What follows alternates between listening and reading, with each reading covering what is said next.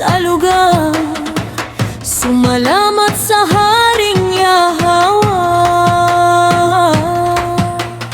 Ang aming puso'y tumalima.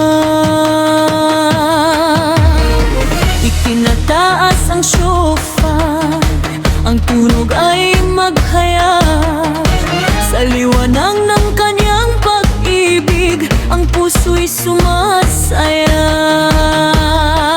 Sa ikalinyanghang daming kapitungduman, kalimagtipon. Mga tunog ng shofar sa mga bubay nila napatunog. Ang aming paapupuri tumalima sa kanyang utos.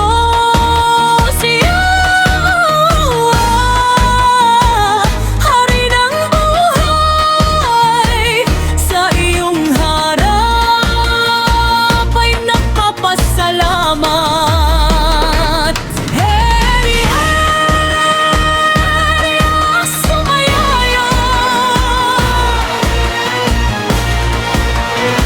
Itinataas ang mga kalug sa harap ng Haring buhay. Ang mga shofar